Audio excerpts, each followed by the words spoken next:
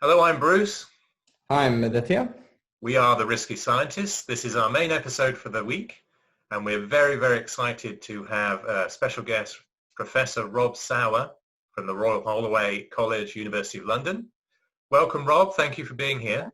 Welcome, Rob. Thank you for the invitation. Well, this is great. I'm really excited to this. This is where we're going to focus on economic risks of COVID, and we'll see how this develops. So, Rob, we're speaking to you from California. Bruce and Aditya, we are in different cities in California. Now, Rob, you're in Israel.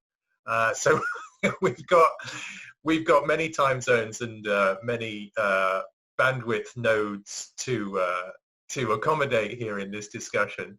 So thanks for doing this at different times. Now, could I ask you to be so kind as to introduce yourself to strangers in our audience? Sure. Well, I'm a professor of economics at Royal Holloway, as you mentioned. I'm trained as a labor economist. I do most of my research in labor economics, but I do some in entrepreneurship as well, issues of business formation. I also work a bit in sociology. I've done some research with sociologists on volunteering and the determinants of volunteering. So that's my main focus, as well as female labor supply. I'd say female labor supply has been one of the issues that I've been looking at for quite a number of years. Female labor supply and the gender earnings gap. Yeah, well, I can foresee there's a lot of issues there that have a lot of crossover with compound risks from the COVID emergency. So Rob, you came to my attention because you wrote very erudite analysis of the economic risks of lockdown, and particularly in Britain, where I grew up and you are based academically.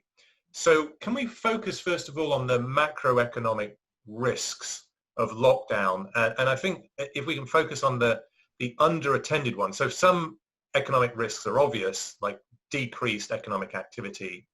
But I think what I appreciated about your articles is that you brought attention to some finer, more nuanced economic risks that I don't think are being normally discussed in public discourse. So could you just give us an introduction to those macroeconomic risks? Well, certainly unemployment and persistent unemployment is one of the biggest risks, and it's going to be the terrible outcome, I would say, for a number of years. So if you look at what happened during the Great Recession, unemployment, for example, in the States went up to about 10%, roughly 10%. And it took from roughly 2009 until 2015 for the unemployment rate to go back down to where it was prior to the Great Recession. So now we're looking at, in the States, at unemployment rates around 14%. And for the economy to recover, employment to recover, it could be another 10 years or more. So we're looking at, I would say, at least 10 years before we can get back to the starting point after this crisis is over. And things could still get worse. So that's one big issue. Another big issue is business formation.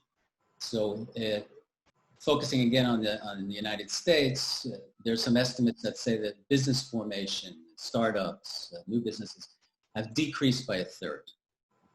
So we have an unemployment problem. We have less jobs out there for people to get back into the economy when there's less business formation, and we have bankruptcies. There are a number of bankruptcies that have been prevalent in the news.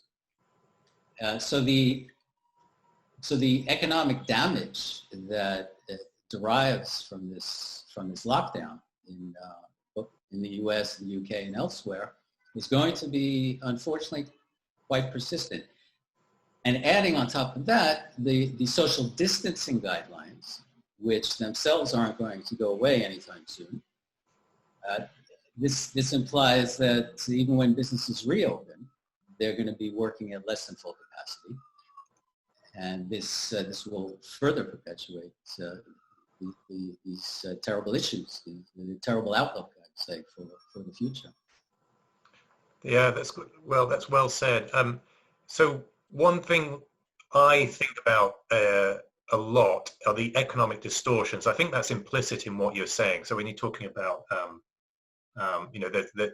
now we have essentially a distorted profile of business formation. So some businesses are doing very well out of lockdown. So home deliveries, online orders and home deliveries are doing very well under lockdown, but other businesses are being suppressed or repressed by lockdown measures. So there are going to be distortions out of the economy. So can you explain those? What distortions should we expect in the next few years?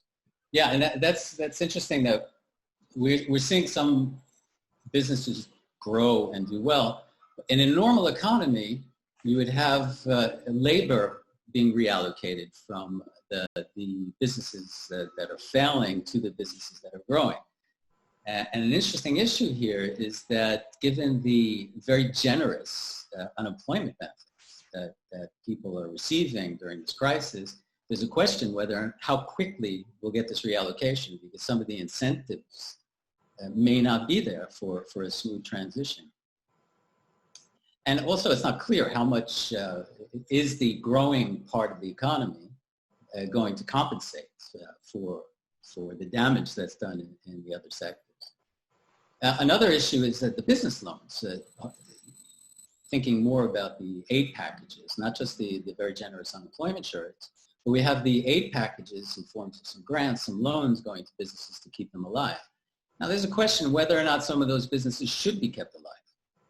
Right? So there could be a misallocation, a distortion in that respect too, that some businesses that should have failed and should have allowed reallocation of labor to other sectors of the economy will in fact benefit from, strangely enough, from the situation.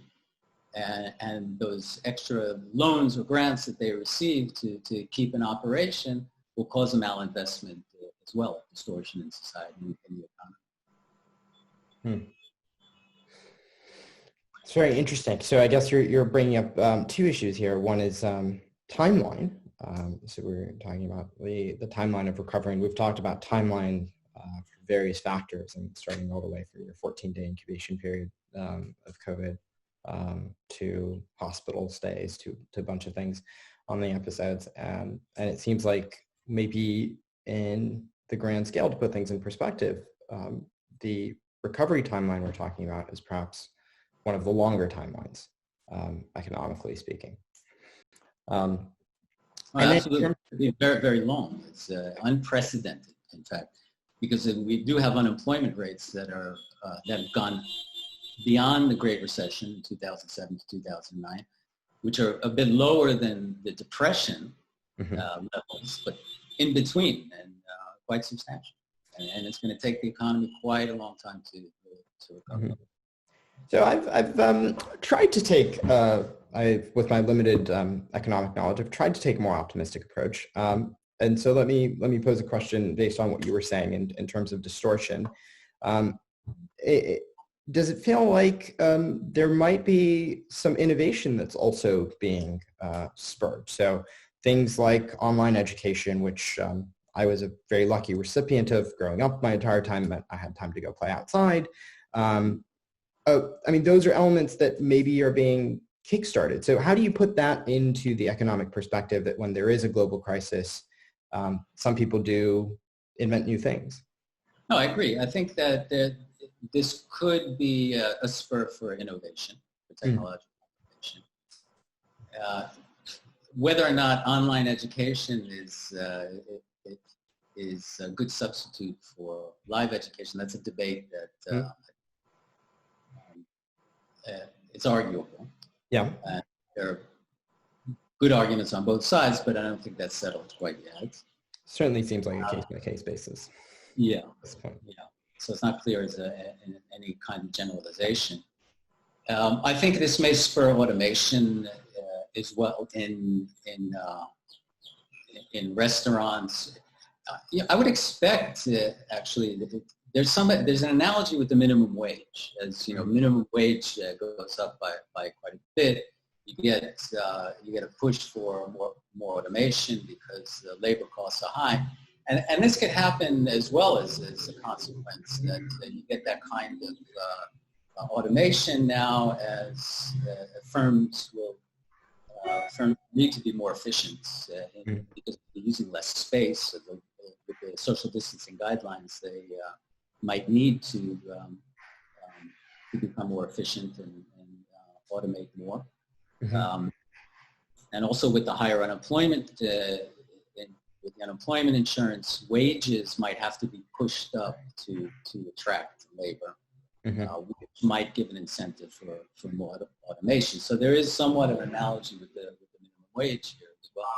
Mm-hmm. But yes, I agree that the push towards online education, more remote work in general, could reduce costs in terms for office space mm-hmm. As well.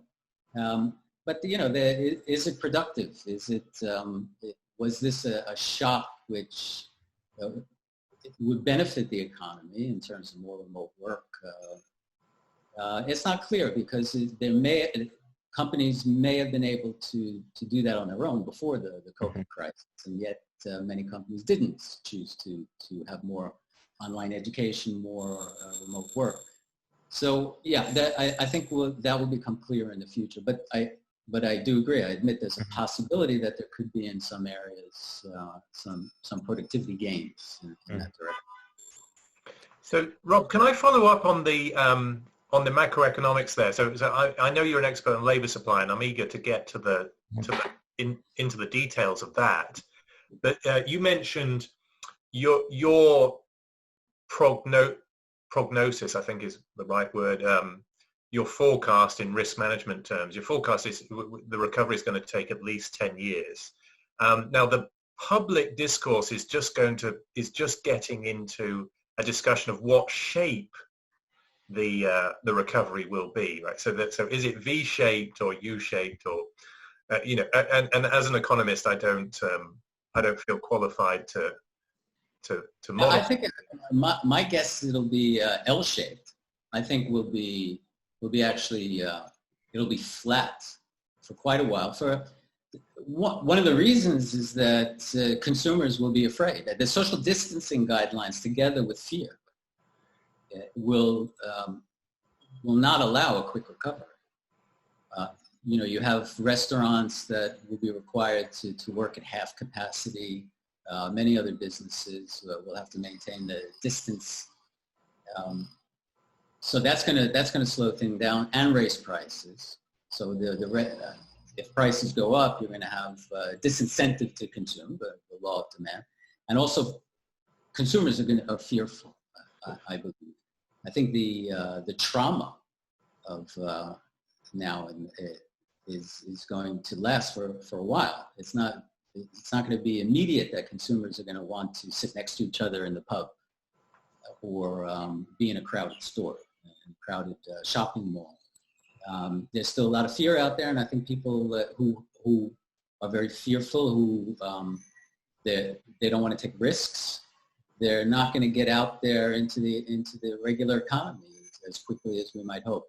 So my forecast would be more of an L-shaped with sort of a slight slope up, not certainly flat as that part of the L, but a very slow increasing slope.